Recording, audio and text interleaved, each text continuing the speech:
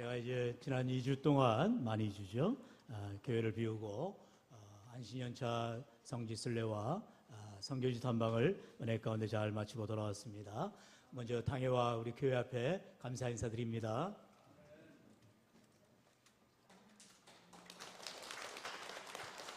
박수를 치려면 힘차게 쳐셔야 됩니다. 감사합니다. 여러분의 박수와 응원 덕분에 긴 여정을 참 많이 힘들었습니다. 정말 많은 시간 걷기도 하고 또 비행기도 타고 또 여러 날 이렇게 음식에 또 맞지 않기도 하여 물론 잘 먹었지요. 먹는 건 뭐 문제가 없는데 물이 다르고 또 언어가 다르고 문화가 다른 곳에 가다 보면 여러 가지 문화 충격들을 받게 되고 또한 그곳에 있는 의미들을 살피기 위해서 또 고군분투하는 가운데 성지순례와 또 선교지 탐방을 잘 마치게 되었습니다. 하지만 가장 귀한 것은 고향입니다. 항상 이렇게 외국에 오래 살아보다든지 또는 이제 멀리 나가보고 있으면 집이 그렇게 그리운 거예요. 집 나가면 뭐라 하잖아요. 집에 돌아와야 편하고 좋습니다. 마찬가지로 제가 주일을 처음에 첫 주는 이집트에서 이제 순례를 하고 그리고 이제 어디였죠? 그 요르단에 건너와 가지고 사막이 그런 그 이제 뭐 마른 캠프인데 말 그대로 막사입니다. 막사 같은 곳에서 이제 잠을 자고 시차가 7시간 차이가 나기 때문에 새벽에 일어나서 실시간으로 유튜브로 함께 예배를 드렸습니다. 극성 맞았죠. 그리고는 이제 또 골아 떨어졌어요. 그리고 이제 나머지 두 번째 주에는 또 이제 대만에 갔을 때인데 그때는 이제 시차가 저희보다 이제 1시간 앞당겨 있다 보니까 또 오늘 또 선교지에서 이제 초청 설교를 요청해서 설교하는 관계로 실시간은 참여하지 못했습니다. 하지만 또 우리 귀한 원로 목사님들께서 노예 원로 목사님들께서 우리에게 꼭 필요한 말씀으로 함께 은혜 나눈 줄로 믿습니다. 특별히 예배 가운데 여러분의 영상을 다 한번 담게 되어 있습니다. 그래서 제가 2주간에 걸쳐 누가 오셨는지 안 오셨는지 다 압니다. 이렇게 이역만리 떠나 있어도 담임 목사는 교회밖에 생각할 수밖에 없어요. 그래서 이제 감사한 것은 그래도 모든 분들이 제자리를 지켜주시고 물론 수술 관계로 또 이렇게 교회를 못 오신 분도 계셨지만 또 다 이렇게 예배를 지켜주셔서 얼마나 감사한지 모릅니다. 특별히 수고해 주신 우리 살아계신 장로님들과 또 우리 안수입사는 권사님들 모든 중직자님들께 다시 한번 심심한 감사를 드리고요. 그래서 이렇게 부족하지만 작은 선물 여기에서 이제 여러분이 보시면 가장 중요한 것은 가장 작은 것입니다. 요르단에서 대추야자 열매 한 개씩 꼭 맛보시라고. 이번에 우리가 간 그 순례 여행은 패키지로 갔는데 노 옵션 전혀 옵션이 없습니다. 그래서 어디 한 군데 마트나 보통 이렇게 단체로 이렇게 해외여행 가거나 그러면 이제 관광객들 가이드가 꼭 데리고 가잖아요. 엄청 물건 사게 하잖아요. 우리는 그런 가이드가 아니었어요. 25년, 6년 선교하시는 선교사님이 가이드였고 또 여행사는 전혀 옵션이 없는 관계로 갈 수가 없었어요. 그래서 어떻게 해서든 이제 가게에서 물건을 사려고 했는데 고작 얻은 게 이제 이겁니다. 여러분들 양해를 해주시고 제 마음을 받아주시면 감사하겠습니다. 잠깐만 사진 한번 보시면 한 3장 정도 볼 텐데요. 진짜 이집트를 갔다 왔습니다. 그런데 이제 돈이 없는, 천천히 넘기셔야 되는데, 돈이 없는 관계로 이집트 가까이는 못 갑니다. 돈을 더 내야 됩니다. 그래서 이제 멀리서, 뭐 여기 이집트다. 피라밋과 스핑크스 앞이다. 사람이 더 크죠.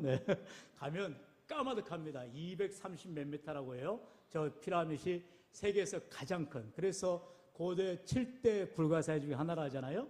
그래서 이제 그 기념을 한번 찍었고요. 그 다음은 이제 우리가 시내산 이집트를 떠나서 이제 이스라엘 백성들의 출애굽 여정을 저희가 갔다 왔는데 출애굽 여정에서 가장 하이라이트가 바로 시내산이죠. 그래서 시내산 그 앞에 저런 아론의 언덕이라는 이제 편말이 있습니다. 자세히 여기에 아람어로 써 있습니다만 그곳에서 이제 기념으로 찍어보았습니다. 저곳이 바로 이제 모세가 하나님 앞에 율법을 받으러 이제 뒤에 있는 시내산이죠. 저기는 앞에고 뒤에 엄청 높습니다. 네, 올라가다가 저는 중도에 포기했는데 낙타를 탄 사람들만 올라갔어요. 낙타를 의지해서 올라간 사람들은 다 올라갔는데 저는 중간에 도저히 올라갈 수 없습니다 하고 이제 내려왔는데, 저기는 이제 산 정상이 아니고 입구예요. 그래서 이제 모세가 40일 주야를 하나님의 약속을 받지 않습니까? 진짜 받은 거예요. 그런데 이 아론과 이스라엘 백성들은 이제 시내산 앞에서 장막 가운데에서 도대체 모세가 언제 오냐? 그래서 어떻게 했어요? 바로 아론을 추궁해 가지고 바로 금 송아지, 황금 송아지를 만들죠. 그 제단이 바로 저기. 그래서 거기에서 황금 송아지를 만들었다라고 하는 것입니다. 여러분, 이렇게 역사적인 그리고 성경의 사실임을 말씀을 통해서 분명하게 보게 된 것입니다. 마지막 사진은요, 이제 요르단을 건너가서 저곳이 이제 느보산에 기념비로 저렇게 세워놨는데, 우리가 잘 알듯이 민수기에 나오는 이제 놋뱀 사건이죠. 저 큰 장대 위에 놋으로 뱀을 만들어서 이제 매달았잖아요. 그래서 불뱀에 물려 죽어갈 때에 이제 저 놋뱀을 바라본 자는 살리라, 그래야 해서 그걸 기념하여 세웠고, 저곳이 바로 이제 느보산 정상입니다. 느보산은 바로 그 건너가 이제 가나안이 보이는 땅이죠. 바로 모세가 그의 나이 120세에 이제 가나안을 지척에 두고 그 앞에 두고도 이제 들어갈 수 없다고 하신 하나님의 말씀대로 그곳에서 이제 삶을 마감했던 장소죠. 그곳에서 모세의 심정을 가지고 저도 가나안을 바라보는데요, 잘 안 보이더라고요. 네. 날씨가 흐려가지고 잘 보이진 않았습니다. 하지만 그곳이 바로 하나님의 약속의 땅, 젖과 꿀이 흐르는 땅이요, 하나님이 주시는 그 땅임을 바라볼 때에 그 모세의 마음이 얼마나 미어지고 또한 감격스러웠을까 생각이 되어집니다. 여러분도 이렇게 이스라엘을 우리가 직접 저는 가지는 못했지만 다음에 기회가 될 때 우리 온 성도님들 또 마음 다해서 함께 이스라엘 성지순례를 통하여서 이제 주님 가신 그 길들, 그리고 말씀하신 그 길들을 우리가 바라보면서 오늘도 말씀의 제목처럼 우리의 길을 인도하시는 하나님, 오늘과 다음 주에 이어서 2주간에 걸쳐 말씀을 나눌 때인데, 하나님께서는 우리의 인생의 길들을 인도해 주실 뿐만 아니라 보호해 주심을 믿으시기를 축원합니다. 오늘 이 인생 가운데에 우리 삶에는요, 하나님이 인도하시는 길이 있는가 하면 또한 제 모양 제 멋대로 살아가는 인간의 길이 있다는 것입니다. 바로 첫 번째로 인간의 길이 있지요. 그 인간의 길은 아무리 자기가 계획하고 자기가 생각하고 좀 마음을 품어도 절대로 그 길이 응답되어 줄 수가 없죠. 왜냐하면 잠언 16장 우리 1절 말씀합니다. 우리 1절 같이 읽어볼까요? 시작. 마음의 경영은 사람에게 있어도 아멘. 마음의 경영은, 다시 말하면 우리 마음에 계획합니다, 또 생각합니다, 여러 가지 프로젝트를 세웁니다, 우리의 모든 플랜을 세우고 그 길을 준비하지만 결국 말의 응답은 여호와께로 말미암느니라 말씀하세요. 아무리 우리가 마음으로 생각하고 계획할지라도 그 계획을 인도해 주시는, 걸음을 인도해 주시는 분은 하나님이신 줄로 믿습니다. 잠언 19장 21절은 말씀하지요. 사람의 마음에는 많은 계획이 있어도 오직 여호와의 뜻만이 완전히 서리라. 아멘. 여러분, 많은 계획들이 우리의 마음에 있습니다. 다 잘 되길 바라지 않겠어요? 다 복받기를 바라지 않겠어요? 다 잘 살기를 바라지 않겠어요? 그러나 그 마음에 계획이 있어도 오직 여호와의 뜻만이 완전히 선다라는 것이죠.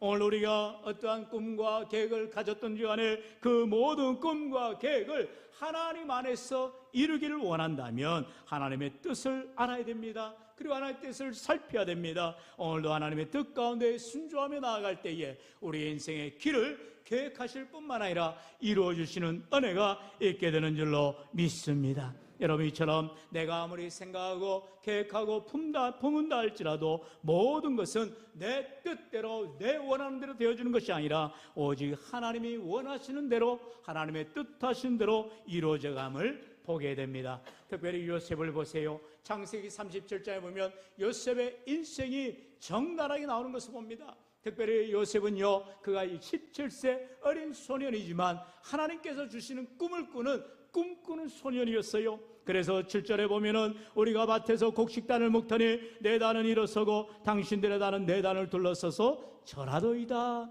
자신의 꿈을 보니까 형들이 자신을 향하여서 절하더라는 거예요.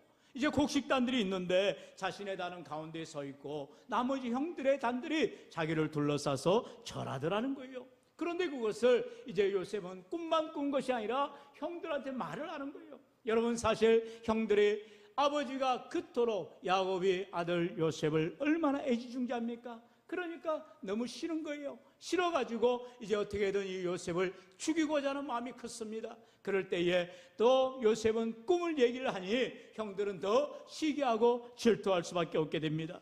9절에 보니까 또다시 꿈을 꿨습니다. 요셉이 다시 꿈을 꾸고 그의 형들에게 말하 이르되 내가 또 꿈을 꾼즉 해와 달과 11별이 내게 절하더이다 하더라 말씀하고 있어요. 여기에 말한 해와 달과 11별은 무엇입니까? 이제는 형들뿐만 아니라 부모님들까지 자기에게 절을 한다라는 거예요.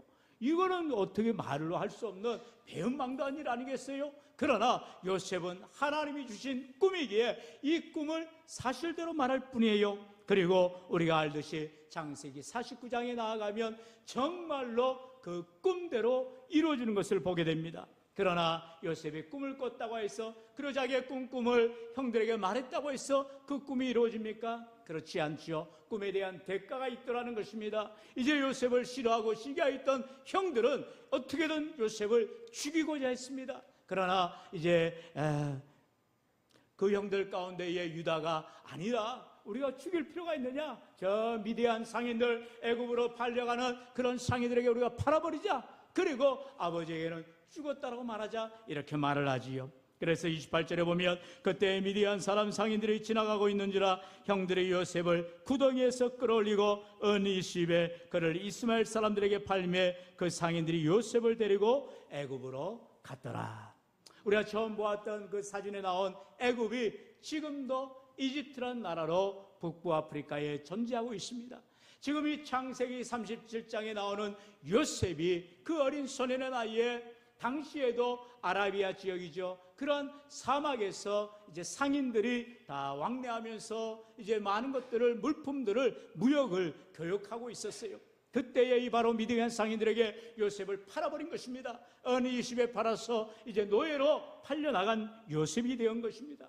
여러분, 요셉은요 이제 부모를 떠나 그리고 사랑하는 형들을 떠나서 멀리 애굽에 노예로 팔려가야 했다는 것입니다. 하지만 하나님께서는 보디바르라고 하는 가장 유력한 자의 그 밑에서 이제 집에서 노예 생활을 하지만 그 가정의 총무가 되도록 그가 성실하게 일을 감당하는 것을 봅니다. 하지만 어떻게 됩니까? 이제 그가 또다시 모함을 받게 되지요. 그래서 결국 감옥에 갇히게 됩니다.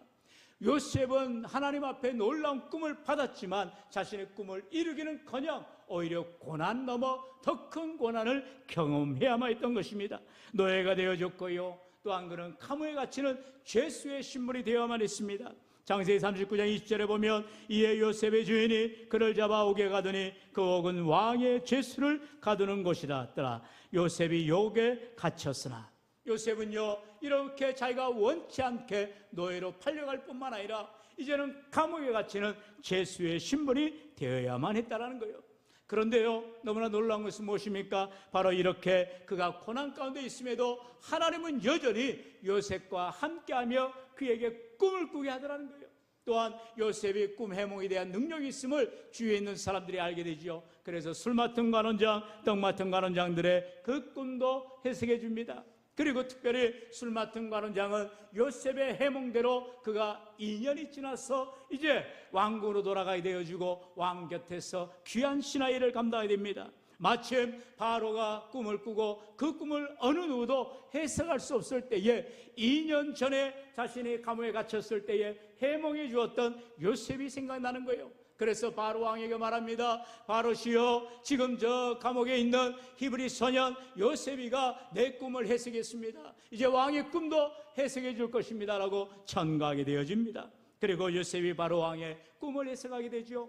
왕이시여, 왕이 꾼 꿈은 두 가지입니다. 첫째는 7년의 풍년의 꿈이요, 또한 두 번째는 7년의 흉년의 꿈입니다. 그런데 두 번째 꿈 7년의 흉년의 꿈은 어느 누구도 감당하지 못할 큰 흉년이기 때문에 7년의 풍년 동안 이 풍년의 해를 통하여서 받은 곡식들을 잘 저장해 주어서 다가오는 7년의 흉년을 잘 대비하셔야 됩니다 라고 말하게 되지요. 그러자 왕은 놀라운 이 꿈의 해몽을 통하여서 요셉을 데려다가 그 나라의 총리로, 전 세계에서 가장 강력한 나라인 애굽의 총리로 세워가는 것을 봅니다. 바로 창세기 41장 40절로 41절의 말씀이죠. 우리 다음 읽어볼까요? 시작. 너는 내 집을 다스리라. 내 백성이다. 내 명령에 복종하리니 내가 너보다 높은 것은 내 왕자뿐이니라. 바로가 또 요셉에게 이르되 내가 너를 애굽 온 땅의 총리가 되게 하노라 하고. 아멘. 여러분, 요셉은 꿈만 꿨어요. 그런데 그 꿈은 하나님이 주신 꿈이었고, 하나님께서 함께하였던 요셉은 비록 그가 노예로 팔려가고 또는 죄수의 신분이 되어서 감옥에 갇혔지만 어디에 있든 무엇을 하든 요셉은 성실하게 하나님을 바라보고 믿음으로 살아갔다는 것입니다. 그럴 때에 하나님께서는 남들이 볼 때는 우연한 일이죠, 꿈 같은 일이죠. 그러나 하나님께서는 이처럼 가장 절묘하게 요셉을 총리로 세우게 하시고, 이제 어떻게 합니까? 그 위에 성경에 나온 것처럼 야곱의 식솔들 70명을 데려다가 흉년의 때를 대비하게 하시고, 특별히 또한 바로를 통하여서 애굽 땅 가장 곡창지대인 고센 땅을 부여받게 됩니다. 여러분, 이 요셉 하나로 인하여서 이 히브리 사람들, 바로 이스라엘 백성들이 수많은 족속으로 수백만으로 늘어나게 되는 하나님의 약속을 이루어가게 되더라는 것이죠. 오늘도 저와 여러분의 삶 가운데 하나님의 말씀대로 믿음으로 살아가고자 할 때에 우리는 지금 내 눈앞에 보여지는 절망적인 일들, 상황들만을 바라볼 때에 우리는 늘 낙심하게 되어지고 포기하게 될 때가 있습니다. 하지만 하나님은 요셉과 함께하였듯이 오늘도 저와 여러분과 함께하여 주시며 우리에게 주신 그 계획을 반드시 이루어 가시는 줄로 믿습니다. 우리 다 함께 본문 9절 같이 읽어볼까요? 시작. 사람이 마음으로 자기의 길을 계획할지라도 그의 걸음을 인도하시는 이는 여호와시니라. 아멘. 우리가 마음으로 꿈과 계획을 가지고 나아갈지라도 그 일을 성취하시는 분은 오직 여호와 하나님이시라 말하고 있습니다. 그러므로 우리에게 어떠한 문제가 있을 때, 내 힘으로 감당할 수 없을 때에 사람 찾아다니지 마시고 세상 의지하지 마시고 하나님 앞에 나아가 납작 엎드려 기도와 간구로 하나님의 뜻에 순종하시기를 축원합니다. 바로 그렇습니다. 두 번째로, 우리 하나님은 우리의 심령을 감찰하시기 때문이에요.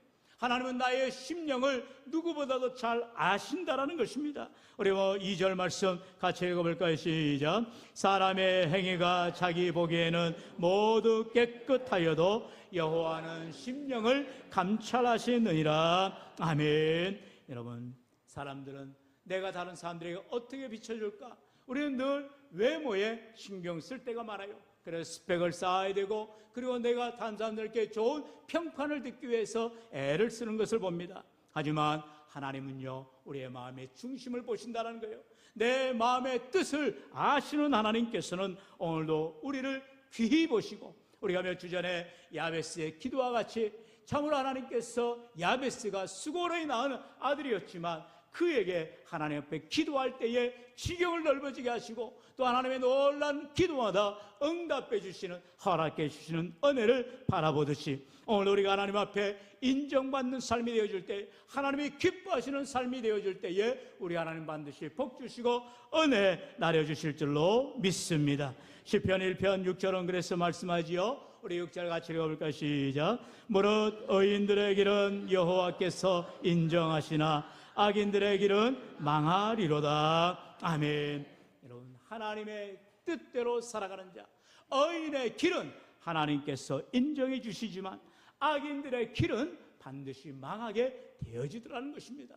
그럼에도 불구하고 세상 사람들은 지금 당장 눈앞에 보이는 돈 앞에서, 권력 앞에서, 힘 앞에서 굴복하게 되는 것을 봅니다. 여러분, 그렇지 않아요. 오늘 우리의 인생은 영원하신 하나님, 우리의 생사복을 주관하시는 전능하신 하나님을 믿기 때문에 우리는 반드시 의의 길로, 믿음의 길로 걸어가야 할 줄로 믿습니다. 여러분, 그러므로 우리의 삶은 온전히 하나님께 맡기는 삶을 살아가야 한다는 것입니다. 오늘 말씀의 결론입니다. 우리가 하나님께 맡기는 삶, 그 인생이 바로 우리 하나님께서 인도해 주시는 복된 삶이 되어진다는 것이죠. 우리 3절 말씀 같이 읽어볼까요? 시작. 너의 행사를 여호와께 맡기라. 그리하면 내가 경영하는 것이 이루어지리라. 아멘. 여러분, 우리의 삶에는 내 힘으로 감당할 수 없는 수많은 문제들이 많습니다.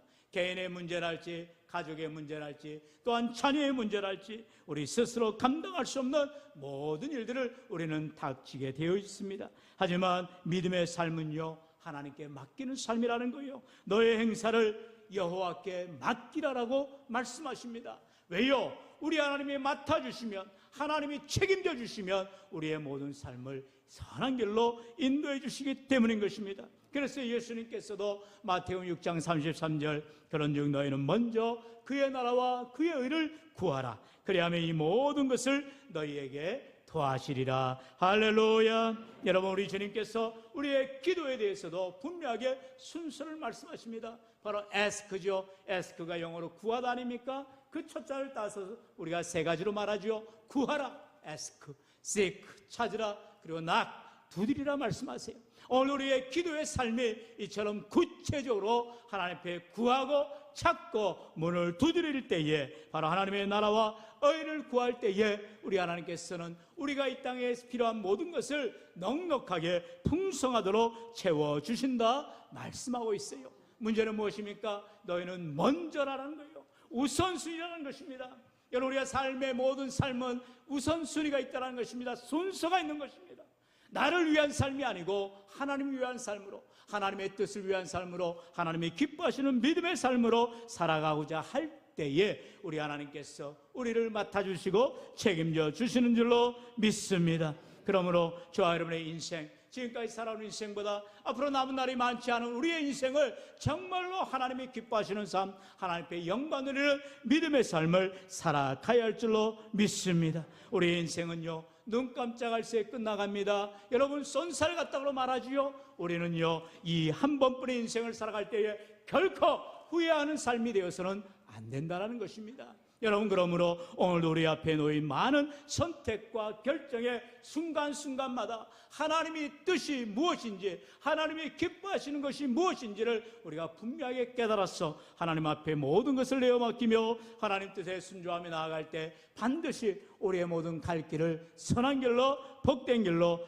의의 길로 인도하여 주시는 줄로 믿습니다. 우리 마지막으로 시편 37편 5절로 6절의 말씀 다 같이 읽어볼까요? 시작. 내 길을 여호와께 맡기라. 그를 의지하면 그가 이루시고 내 의를 빛같이 나타내시며 내 공의를 정오의 빛같이 하시리로다. 아멘. 성경은 말씀합니다. 내 길을 여호와께 맡기라라 말씀합니다. 오늘 우리의 인생길을 주님 의지하고 가장 좋은 길로 인도하시는 하나님 믿고 신뢰하며 나아갈 때에 우리 주님께서 반드시 복 주시고 은혜 주시며 우리를 선한 길로, 복된 길로, 의의 길로 인도하시는 귀한 삶이 되시기를 주의 이름을 간절히 축원합니다. 축원합니다.